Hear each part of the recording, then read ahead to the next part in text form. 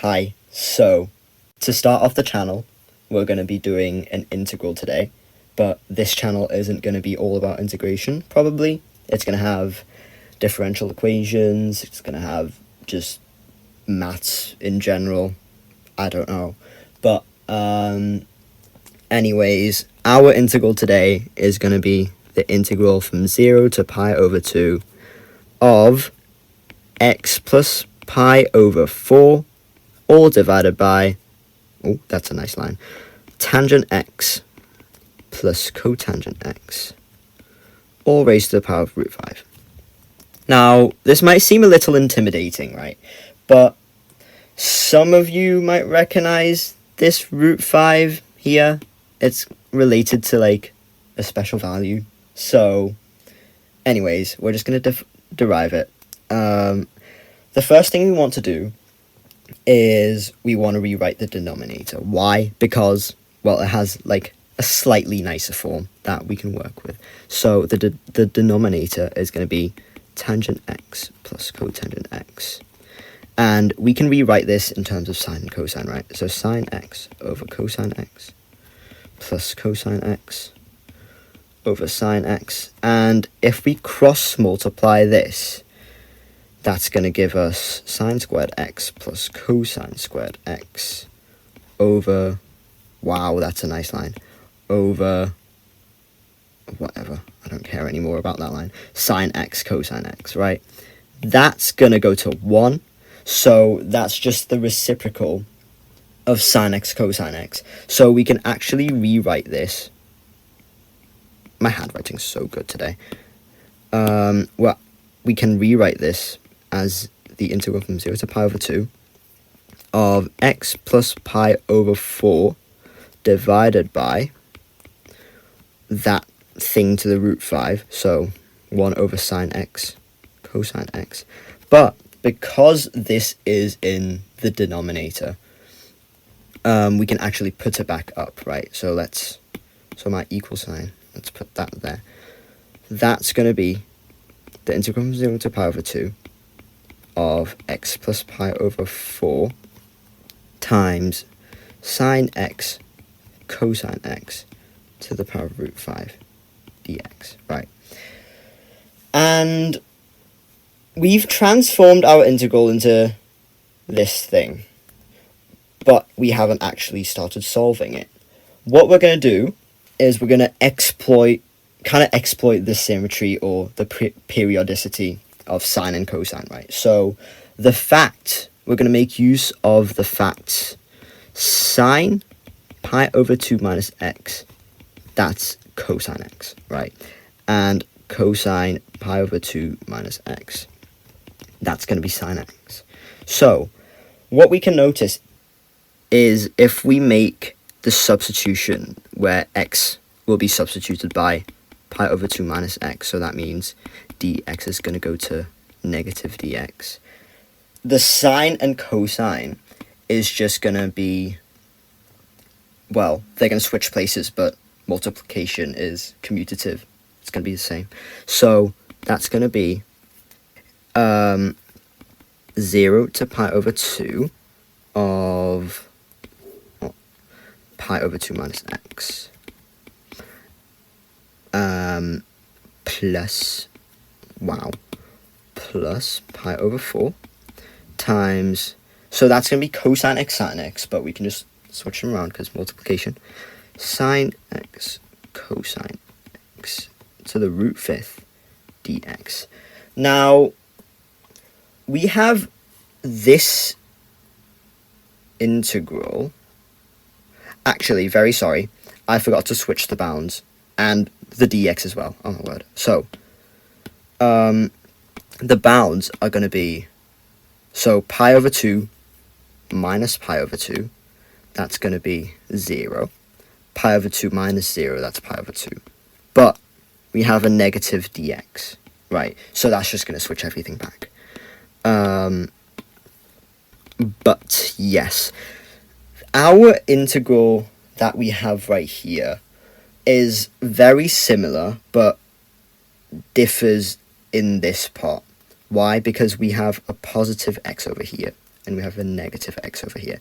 So what we can do, let's say if we call both of these integrals I, because they're equal, right?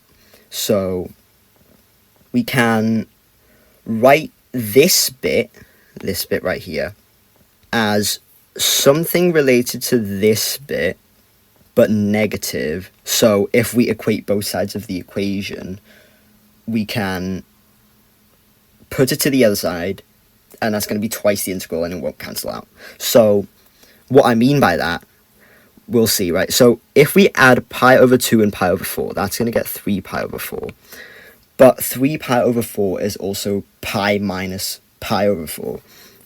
So that's going to be 0 to pi over 2 times, so pi minus pi over 4 minus x, hope we all agree with that, sine x cosine x to the root 5 dx.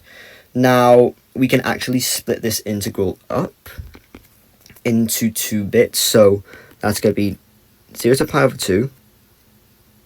We're going to split it up in this way, so this bit and this bit, we're going to split it up like that. So that's going to be pi times sine x cosine x to the root 5th, right? And if we pull out a minus sign as well, that's going to be the integral from 0 to pi over 2 of pi over 4 plus x, right? Do we see what's going on here? Times sine x cosine x to the root 5 dx. Now, because this is still equal to I, but we also have this bit is literally identical to this one. I keep using these square brackets, but oh well, it's fine.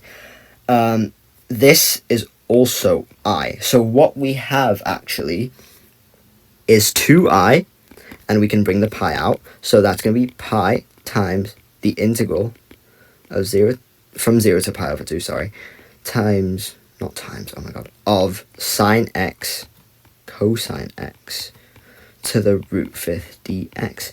Now, how do we still go about this, right? This still looks horrendous, but we're actually going to use a shortcut. We're going to use something called the beta function. So what we have is, if we have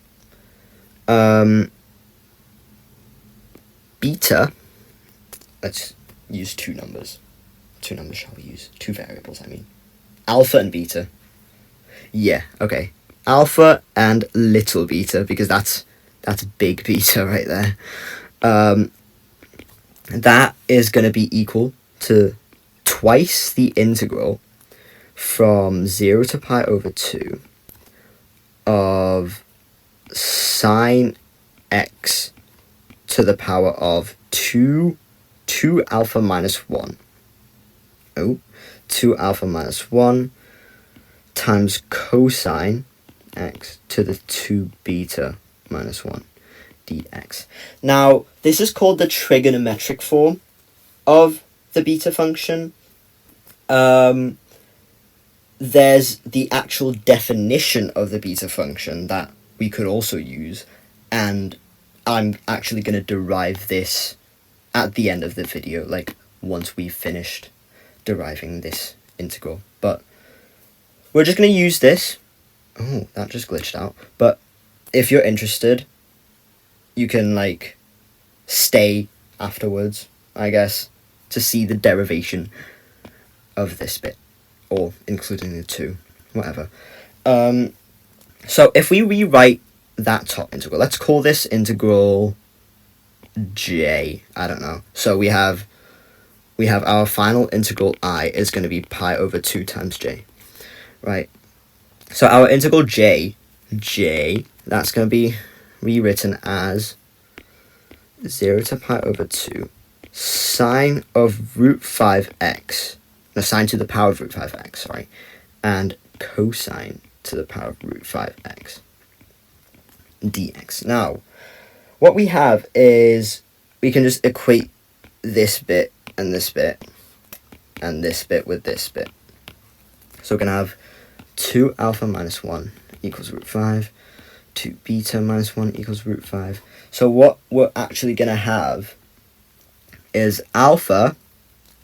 Can we stop glitching out, please? Thank you. I don't know if you can see it, like, on the recording, but it's, like, literally glitching out. I don't know what's going on. But that's going to be oh my word. Root 5 plus 1. Sorry, I'm getting frustrated with this. Root 5 plus 1, all divided by 2. And beta is going to be root 5 plus 1, all divided by 2. And I hope we can all recognize what this number and this number is. It's just beautiful. That's the golden ratio. Right, that's just the golden ratio. So, what we're actually going to have is, if we move this to, like, I don't know, over there. It just keeps glitching out. But that's going to be, so J is going to be a half beta of the golden ratio with the golden ratio. Isn't that beautiful? But we're not done yet, because the beta function actually has another representation. So if we have beta of alpha and... beta of alpha and beta, that's going to be the gamma function of alpha times the gamma function of beta over the gamma function of alpha plus beta. So, all in all, J is going to be 1/2 times the gamma function of the golden ratio times the gamma function of the golden ratio. So that's just gamma squared golden ratio. Gamma squared golden ratio divided by gamma times golden ratio plus the golden ratio. But that's just twice the golden ratio, right? So twice the golden ratio. And that's basically it. So this is the final form I was looking for, because gamma of the golden ratio and then squared and gamma of twice the golden ratio. Isn't that just so cool? And then we're going to have, we're going to have I equals pi over 2j, but we know what j is. So that's going to be pi over 2 times 1/2 times gamma squared golden ratio over gamma 2 golden ratio. And that's going to give us our final answer of pi over 4. Actually, let's make it one big fraction, right? So pi times gamma squared golden ratio divided by 4 times gamma twice the golden ratio. There we go. That is beautiful. Let's make a smiley face. Right, so that's it. Hope you enjoyed it. Yeah, so I'm going to add, like, this derivation afterwards. So, thanks for watching. Hi, this is Joe a few hours after this. I'm in the process of editing the video, but I just realised that I haven't actually, like, made a satisfying final box with, like, the integral actually in it. Like, it's not even visible from down here. And I just realised I haven't even called this I. Because I just decided to, like, name it halfway for some reason. But let's call that I. And I'm going to make this, like, massive. So it's, like, the satisfying final result. So it's the integral from 0 to pi over 2 of x plus pi over 4 all over tangent x plus cotangent x to the power of root 5 dx. And that equals, what does that equal? Pi times gamma squared of the golden ratio. That is not good. All over 4 times gamma. Did I just say gamma times the golden ratio? It's the gamma squared of the golden ratio, sorry, and gamma of twice the golden ratio. There we go. And let's box that up. Come on, make a box. Make a box, come on.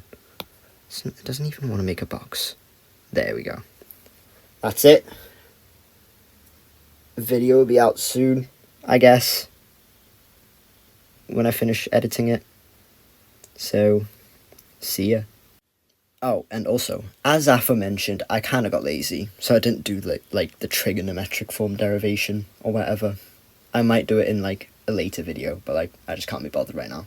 So, yeah. Sorry about that, but I got lazy. Haha.